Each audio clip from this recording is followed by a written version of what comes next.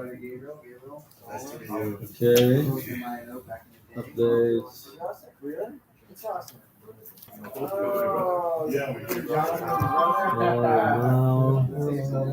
Okay. You're on. Oh, Go ahead. okay.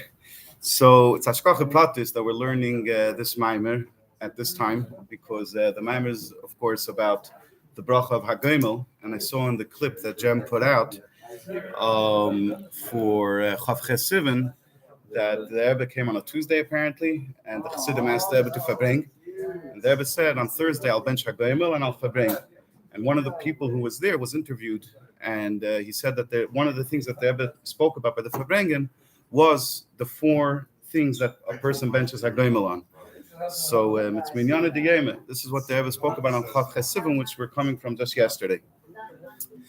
So in last year we learned that the story of the neshama coming down into the world, which is really our story, it's the story of every one of us, is that Everybody's invited to the show. You can talk over here. is that the neshama is standing before Hashem, before it comes down into a body, into this world. And it's standing before Hashem. What is the neshama over there? The neshama over there is a chelik lekami ma'al mamash. It is a pure part of Hashem, untarnished by any klippus, by any even less than klippus, even just plain physicality. It's untarnished bit. So the neshama is a pure thing. And where is it? It's standing before Hashem. Or closer, it doesn't matter. The point is it's standing before Hashem. And then the Eibishter takes this neshama and schleps it. Pashat schleps it. Everybody knows the A.B. Rottenberg song, but dear Malach, oh, no, I don't want to go. Right? There's so much pain and evil. Right? This is, I don't know where he got the idea for his lyrics from. He learned Likutei Torah. But it's a Chankeklept, he got it right.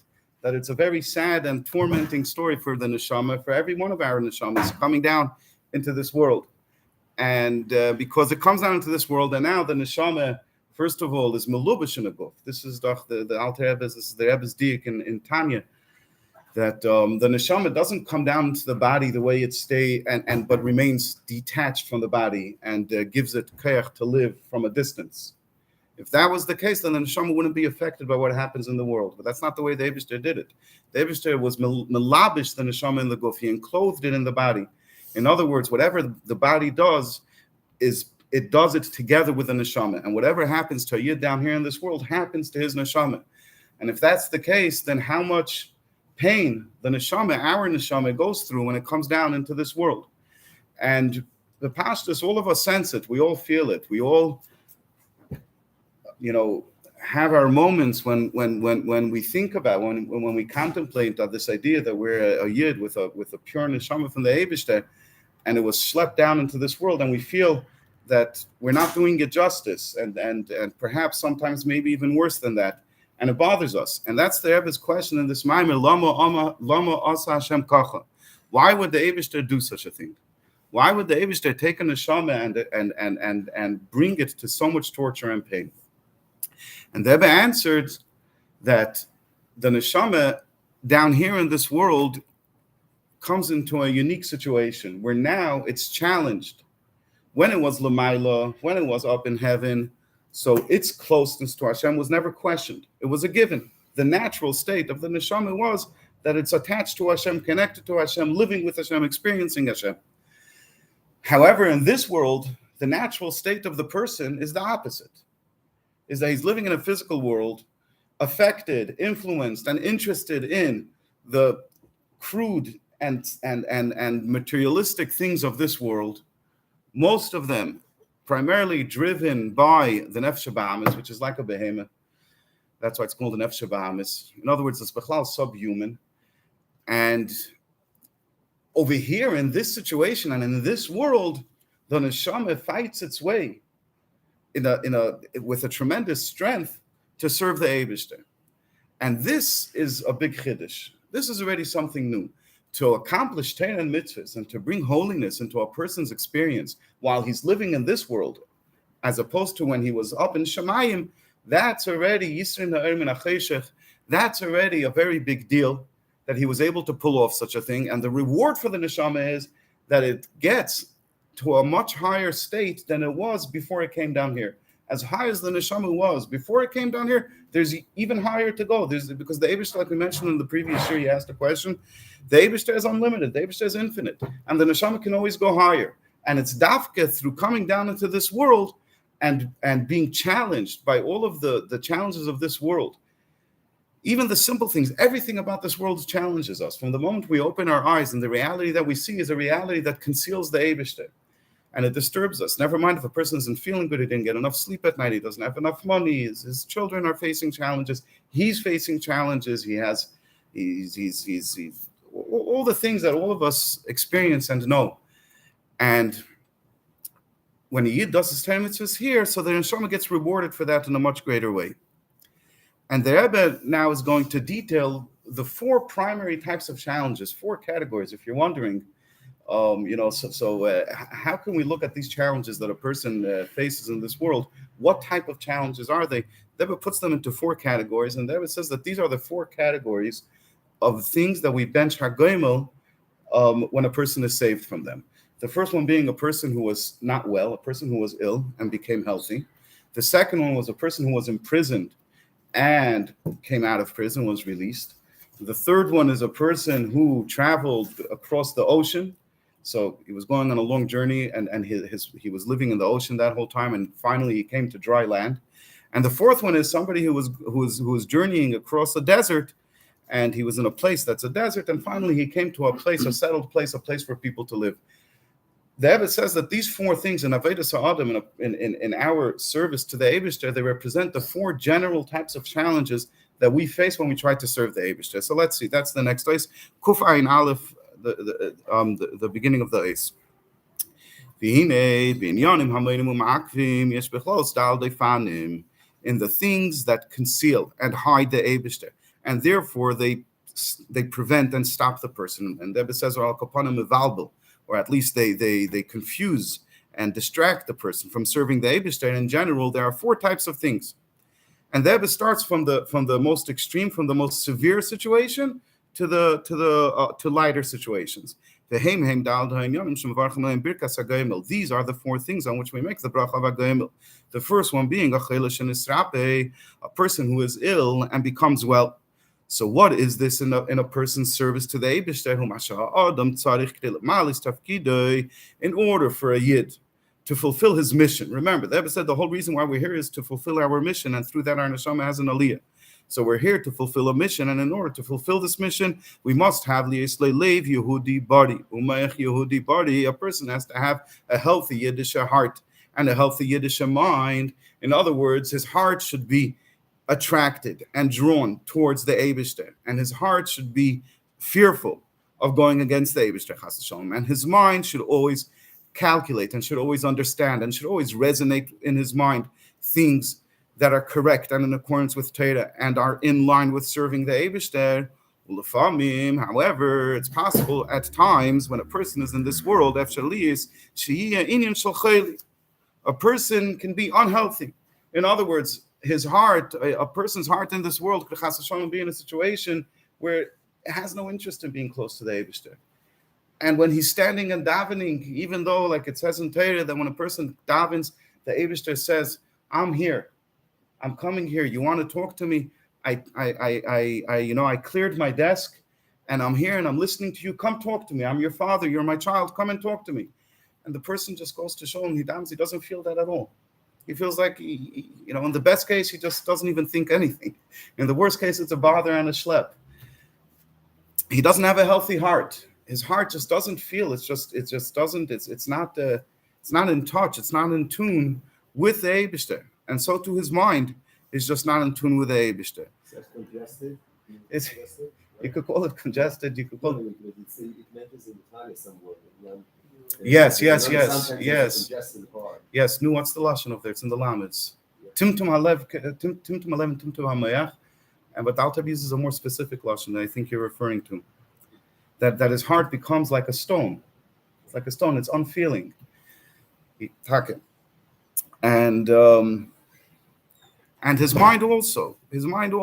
Everything a person is shaykh to look at in a crooked way. Instead of looking at things, he learns something or he makes a cheshbon nefesh, thinks where he is, what am I supposed to be doing with my life? And instead of coming to the correct conclusion, he comes to a crooked conclusion, and he thinks that he's okay, everything is good, so he's unhealthy.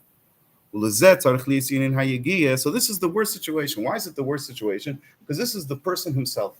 The person himself is in a not good state. His own heart and his own mind are not good. It's not external factors that are acting on him. It's he himself is in trouble.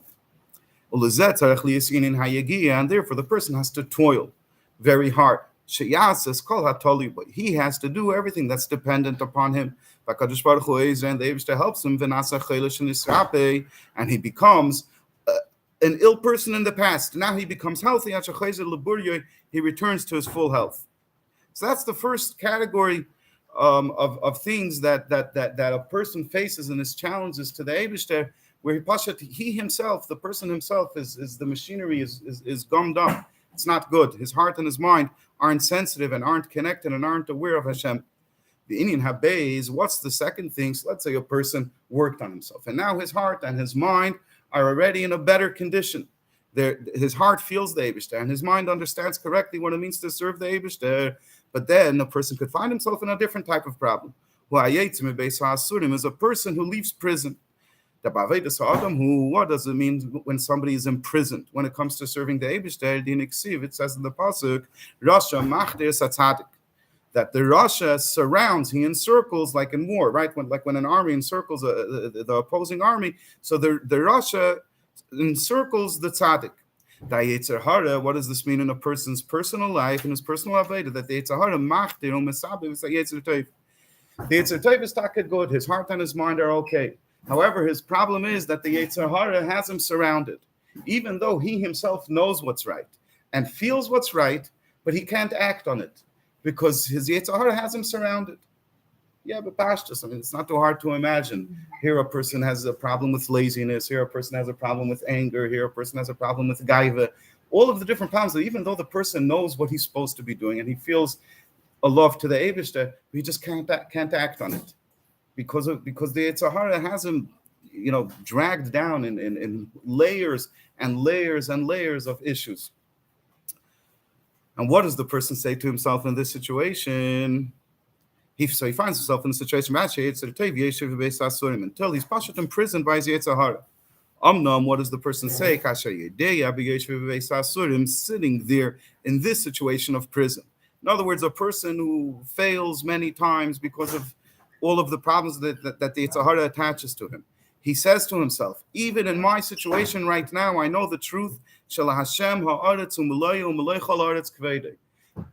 That the entire world belongs to the Eibishter. And his glory, his kavod fills this entire earth. What does it mean that the entire world? What's over here the chiddush, the entire world? Then in the Beis Hamikdash, the Eibishter finds himself. That's a pashut zach.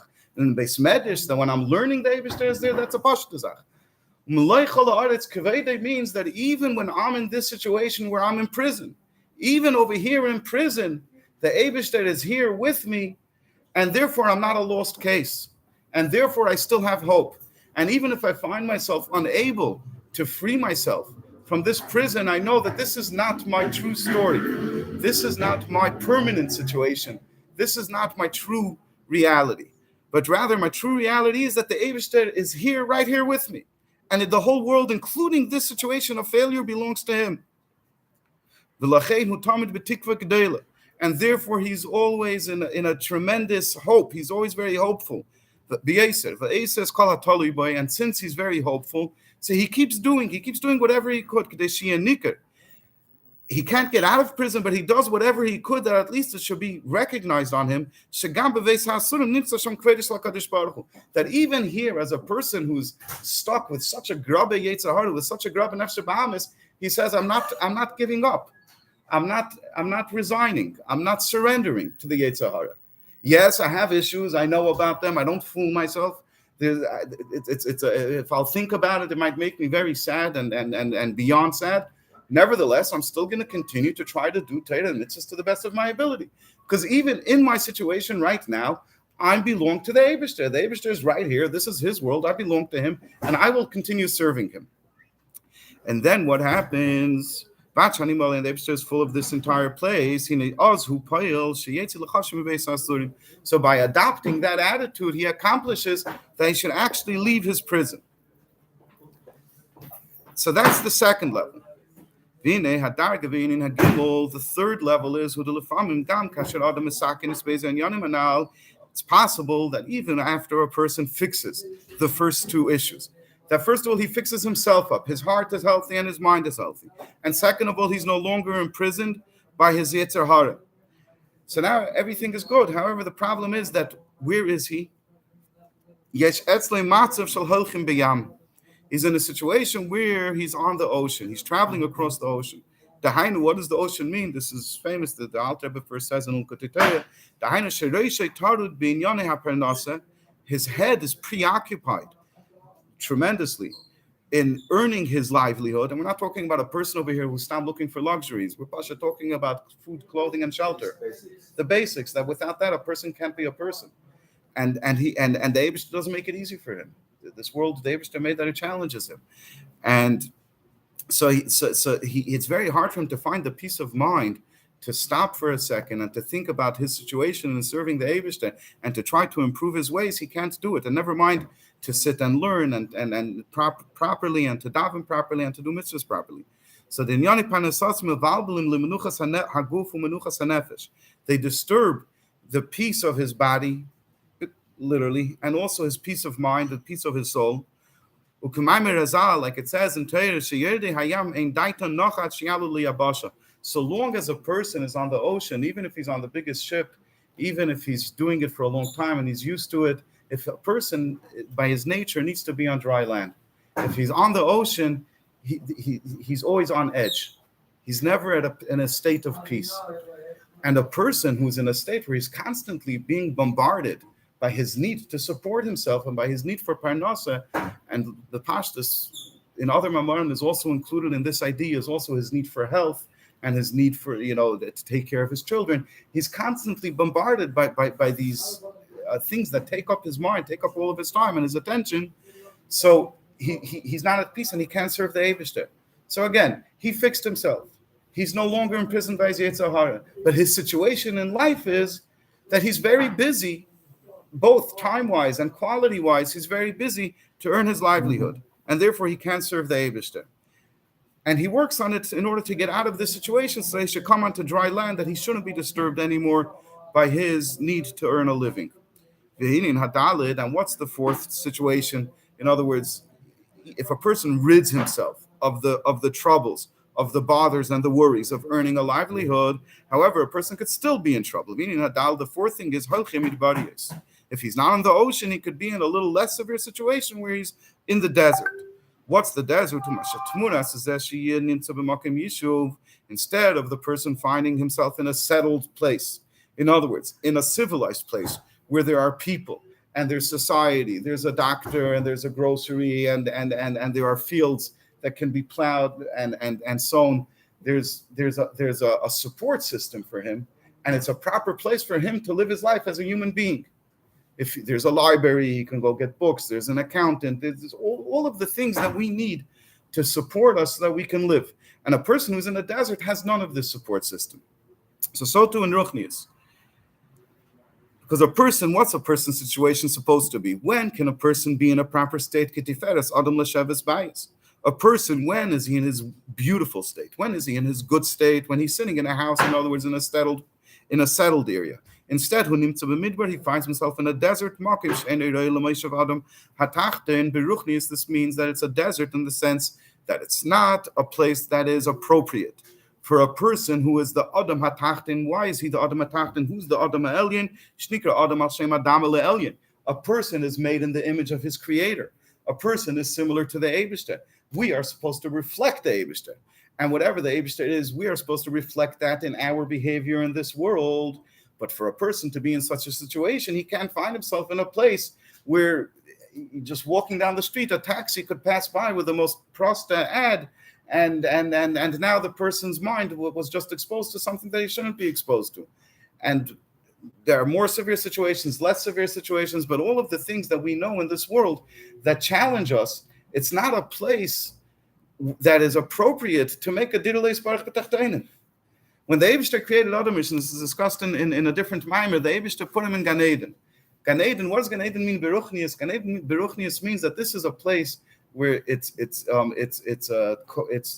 conducive to performing Torah and mitzvahs. This is a place where if you do Torah and mitzvahs, it's going to work over here in Gan Eden. Just like if you try to plant in ground that doesn't have the nutrients that it needs, it's not the proper type of soil, nothing is going to grow. So Gan Eden is the perfect place where the ground is perfect. Like if we compare it to a field, if you plant anything you plant over here will grow into the most magnificent, beautiful fruits and trees, etc. It's conducive, it's like inviting. Inviting, yes, Ken. And it encourages, and it's a place that helps you do it. And then the Eibishter chased Adam Rishon out. In other words, chased all of us out. We find ourselves not in Gan Eden. He chased us out to a place where the field, the ground, the earth, it's not a good place. We can't, when we do Torah mitzvahs, it doesn't hold. It's very hard. It's always a challenge. It never just goes and now everything is good. It's always a fight, always a struggle. So we find ourselves in a midbar. So the person is challenged again in serving the Eibishter. However, when a person does everything that is dependent on him, he does whatever he could, then he makes a Birchas Hagomel. In other words, the Eibishter helps him out, and he comes to a situation where he can bench the Eibishter and thank him for the goodness and for the miracles and for the wonders that the Eibishter performed for him, that he was able to succeed in his service to the Eibishter. So that's the idea of Hagomel. Again, the neshama comes down into this world. It faces tremendous challenges. The person overcomes his challenges, and now he makes Hagomel. He thanks the Eibishter that you were mezakim, you merited me to be able to complete my aveda down here in this world. However, over here, the Rebbe asks the major question.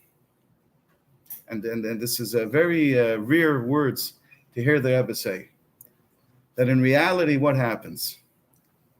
In most of the times, the Rebbe starts off the ice, they transcribed it, or they reorganized the words. The Rebbe starts off this ice being a bereiv in the majority of times. The Rebbe repeats it later. Bereiv ha'pa'amim. In the majority of times, it doesn't work out this way. The majority of times, the person does not find this success in his work to the Eibishter. So what's our answer worth? We said that the answer is that he'll do his Aveda, and now his Neshama will come to a higher place. But if he doesn't succeed in his Aveda, then he just ended up in a Yerida. He just ended up going lower. He ended up hurting and pain for no gain. So the Rebbe says like this, since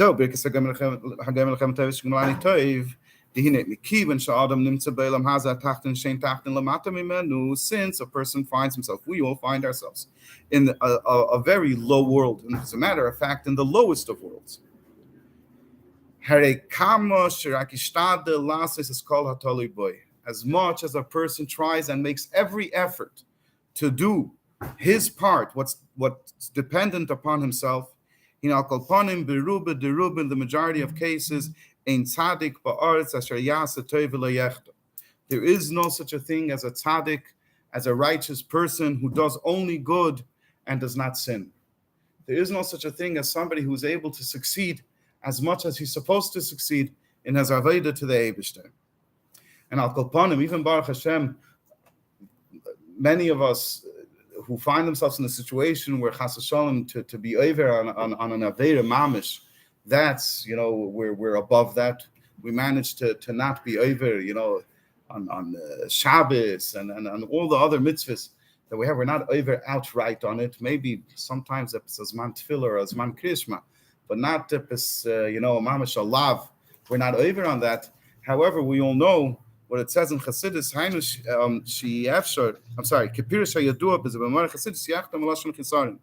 Al kol panim, something could be lacking in our Aveda. Even if we're not over on an Aveda completely, we can find that something is lacking in our service to the Eibishter. Next page now? Almost. Right at the end. In other words, that a person, does his Torah and mitzvahs. However, a person looks at himself and he says to himself, where am I? Who am I? Am I truly serving the Eibishter? Am I truly dedicated to the Eibishter? Did I give my life over to the Eibishter? Or am I selfish? Am I into myself? Am I truly, energetic in my service to the Eibishter? Or do I do it as a klach or yad? I do it like it's a bother. Even a person he's going to come to Gan Eden, stand before the heavenly court, and he'll be able to say, I didn't do any averis, and I did many mitzvahs too. But a person looks at himself and he says to himself that there's still something missing, and something that to a sensitive yid, the essential thing is missing. That I'm not dedicated to the Eibishter, and I don't serve him with my whole heart and with my whole soul. And therefore, what results from that is that as much as I did, I could have done 10 times more. I could have done 10 times more, even if I did many mitzvahs and Chas V'Shalom never did an Avera. There was 10 times more dira b'tachtenim, bringing the Eibishter Shechina down here into this world, that I could have done. In the majority of cases, by most of us, it's impossible that there shouldn't be something lacking, something missing from his Aveda. We are all Yidden. What's a Yid? A Yid is a tzaddik. And therefore, since I'm a tzaddik, since that's my truth, therefore, so I have to do my Aveda to its ultimate completion, bring down 10 times more, 100 times more holiness into this world, and beauty into this world, edelkeit into this world, refinement, get rid of all of the bad midas, jealousy and negativity and anger and etc. And it goes on and on. But however, since the reality is in the world in general, in the pasuk it already says it. This is in the times of the Beis Hamikdash, I think, that there's no such thing as a tzaddik who does only good and never does an avera, and at least never finds himself lacking in the service to the Eibishter. And especially in our times, remember, this is the Rebbe's Maimed. The Rebbe is talking to us. The Rebbe knows us. If you think the Rebbe is saying things and talking to people that are not from this generation, people that are not like us, the Rebbe knows us. The Rebbe knows where we're holding. And the Rebbe is saying the taka in his generation, in our generation, of a cheshach kafel u'mechupel, we could find ourselves in a situation where there's a big chesaron and there's a big lacking in our aveda, and we don't do our mission, we don't complete our mission for which the neshama is sent down here into this world. But the story isn't over. We're still alive, so we could still do something about it. So what are we supposed to do? So first of all, therefore, the person is called a chayav. That's why the bracha is that the person is chayav. The pashut attaches that he's guilty. The person is guilty. Another touch of chayav is that I owe somebody money. I'm indebted. I owe him money. So we owe the Eibishter, in our service to the Eibishter. This bracha is said not for tzaddikim, not for people who are no longer chayavim and completely came out of their difficulties and their challenges in serving the Eibishter, and now they're tzaddikim, they're on a perfect road. No, this bracha is set for chayavim. This bracha is set for people who find themselves in debt. They owe to the Eibishter. He put us down here into this world with a job to do, and we're not doing it. Or at least we're doing it, but there's a lot missing, or at least something missing. We're in debt. And for us, for the chayavim, that's for who this bracha is said, that the Eibishter bestows goodness upon us, like the Rebbe will explain. The Eibishter had a plan. The Eibishter said, I'm going to put the neshama down here into this world so that it should come back up to a higher place. And he's not doing his part. And he owes the Eibishter. He owes the Eibishter this debt that he has to do his aveda to the Eibishter, without anything missing. And because he is lacking in his aveda,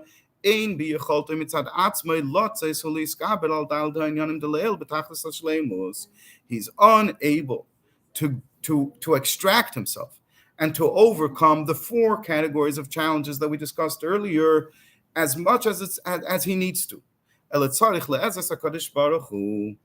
So what does he need? He needs the Eibishter's help. He can't do his job. He needs the Eibishter's help. And that's why the bracha says that we are in debt. And the Eibishter nevertheless does good for us. This,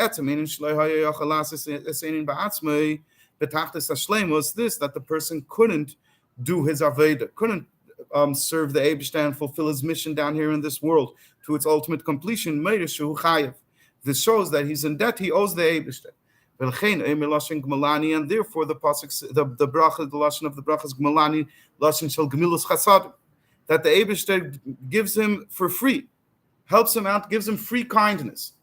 Gemilus chesed, it's like a tzedakah, it's something that was given to somebody, not because it was owed to him, but because of the generosity of the giver. The Eibishter is generous with us, and he helps us out, and he gives us what we need.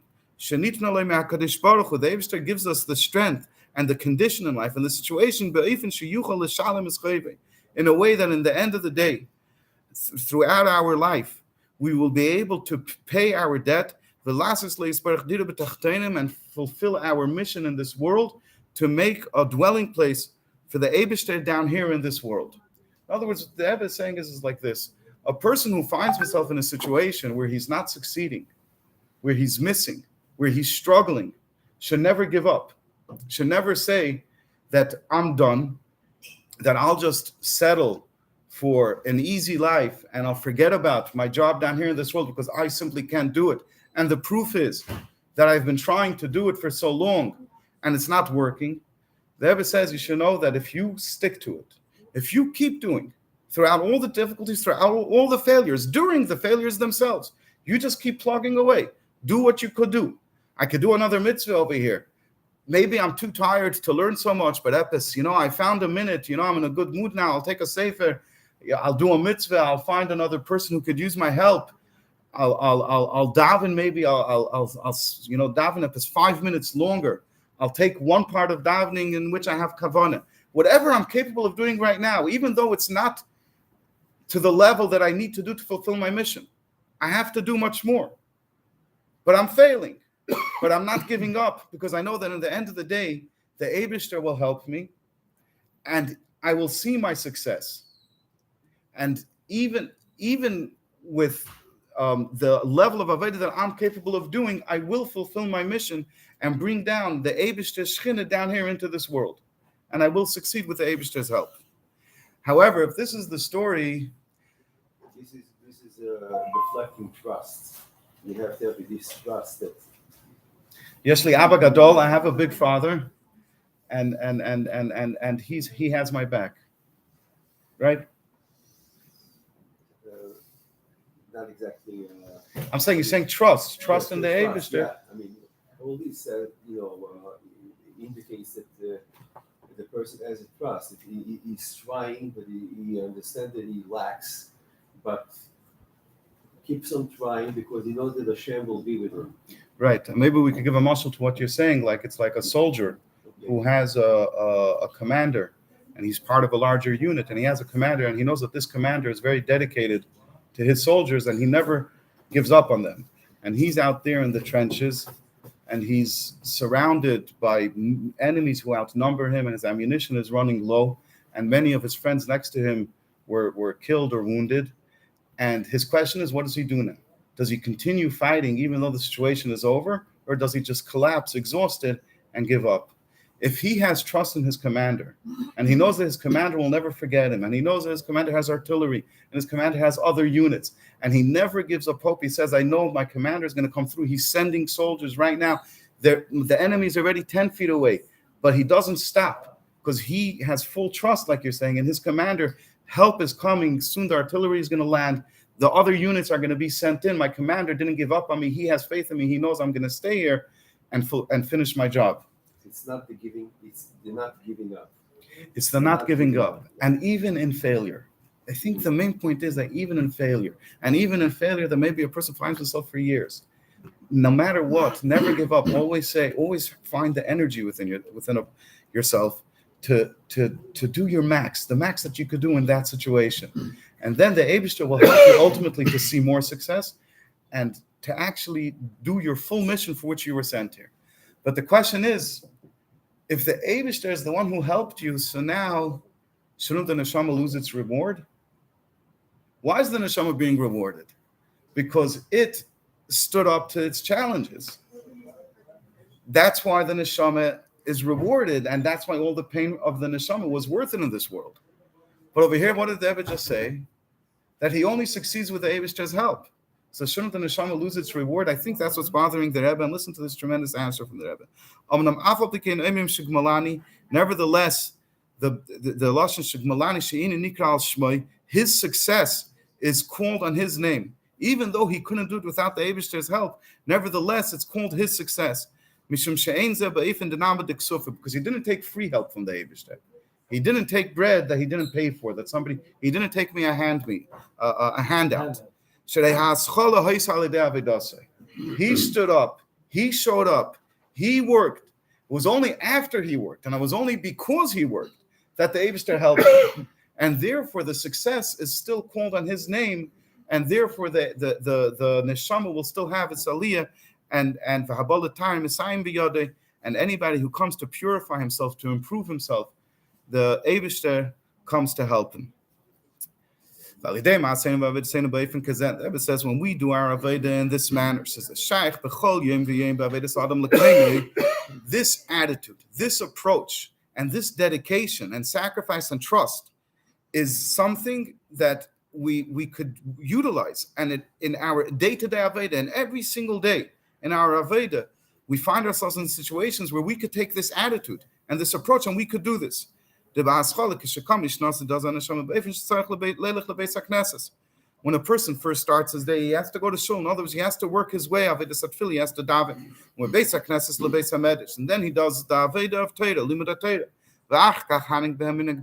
And then he starts working with this world. In other words, he performs the mitzvahs in this world.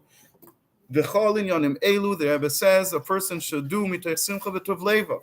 He shouldn't do it with a negative, pessimistic attitude and with a feeling as a failure, as a miserable, less than good person. No, the person should go through his Aveda, even though he's not in the best situation. He should be happy and proud of his service of the Eibishter.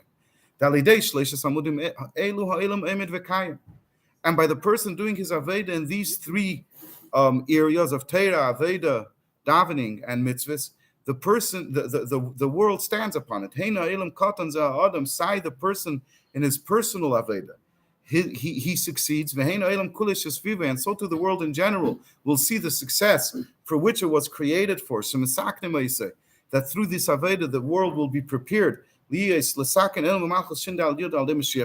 world becomes prepared to be a place that the glory of the Eibishter can fill it, which is going to be done ultimately through Mashiach.